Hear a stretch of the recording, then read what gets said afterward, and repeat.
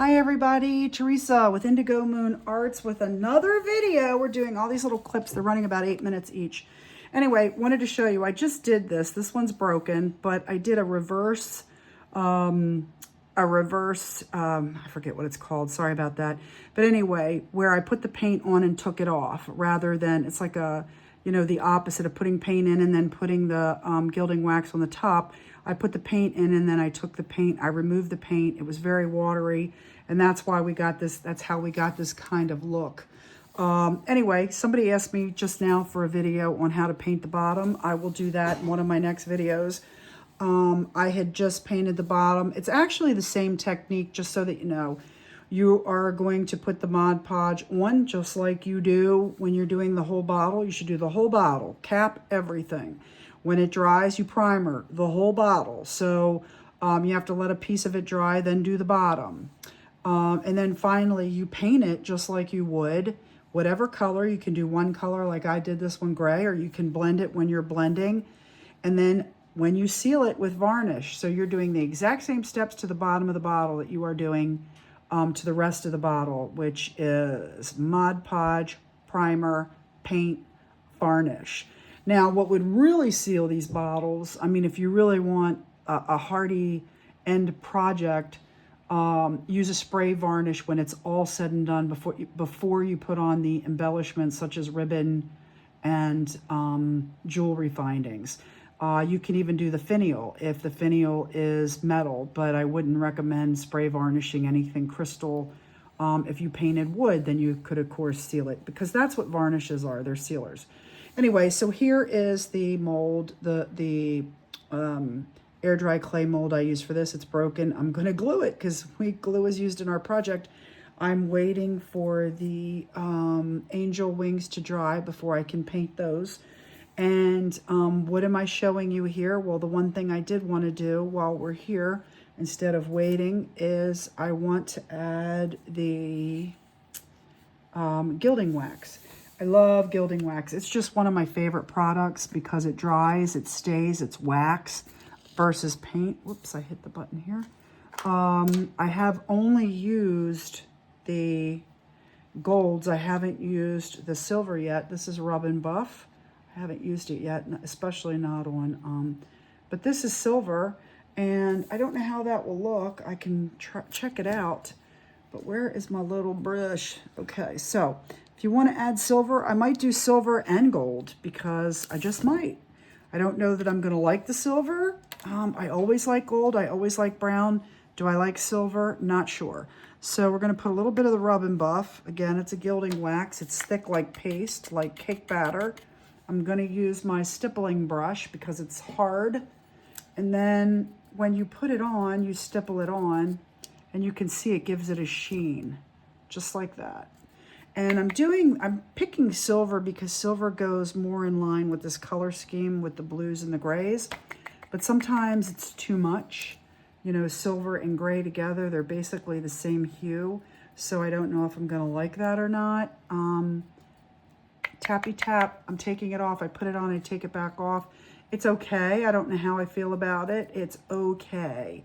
I don't think it's enough of a contrast for me where I always like the gold because the gold is aging. So while it doesn't hurt to put this on, yeah, that's fine. It's just not rocking my world like I want it to. So we're going to move on from the silver. And we're going to close that up, and we're going to go back to my tried and true. My favorite for these aged vintage bottles. Sorry for my arm in there. Anyway, you can tell my videos are kind of really rough around the edges. They're definitely not produced. So here it is. This is the Inca Gold gilding wax in the gold brawn or brown gold. And when you tap it, tappy, tappy, tap. Put it on, tap it off. That's how you make sure you get the right amount. Put it on, tap it off. And here comes the aging. This is the part that I like. Tippy, tippy, tap, right? We need that little bit of brown in there. It gives it its aging. It makes it vintage. This is what does the vintage. It has a sheen to it. I don't know that you can see it in the actual video, but I'm going to do it again. Gilding wax, tappy tap. And here we go. Some of this stuff is really hard to see, and you don't see it till the end until I really do some final results. But that's what I'm doing now, okay? Because I want you to see the whole bottle. How do I get from the glass to the finished product, to the finished bottle? Exactly what I'm doing now. Little tiny tippy taps all over the bottle, right? Blending it in there. Wherever I want, I'm not symmetrical. I make sure wherever I put anything, it is not done in the same spots on the other side. This is great for hiding hiccups in the application of your image. So if you have any raised areas, you could hide those with the air dry clay molds, or you can hide it a little bit with the gilding waxes. Just by tapping it. Can you see what I'm doing there? It's just, it's all about the devil in the details, right? So what makes something stand out is the more you do to it when it comes to this type of application, which is painting and waxing and so forth. The more you put in that bottle, the more density, the more intricate the design looks. Down here, I always like to put, you know, waxes in corners. But anyway, that's what we're doing. And you can blend it a little bit if you go back over until it dries. If you touch it again, it'll take it off. It puts it on, takes it off. I'm using the cap. I always use the cap. I'm doing a little bit more of a close-up, so I apologize that you're not able to see everything as I'm doing it. Some stuff is out of screen. Going to put a little bit here on that line. You can even use your finger. Okay.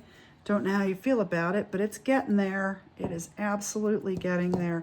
Definitely love the browns and the crevices. You know, crevices are a great place. That's where the first place where dirt and grime collect. So when you're aging something, find your crevices. Crevices, that's a hard word to say, crevices.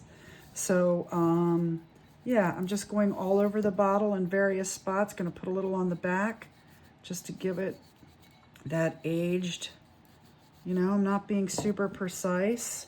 I do more tapping in the front and a little bit less on the back. It now has a bit of a sheen. You can, when it gets varnished, I don't know if you remember earlier in some of the painting, a lot of it was more precise. Some of it goes away, like I said, when it dries. Now we just have a lot of lines. See that? See that there? Yet again, here we are at 8 minutes. So that was the gilding wax. The bottom's been painted. I didn't show that, but that has been done. We varnished the top, and now all I'm waiting to do is apply the little tiny molds, but the problem is I need to wait for the one to dry. I'll come back next in a minute and show you how to apply this. Thanks.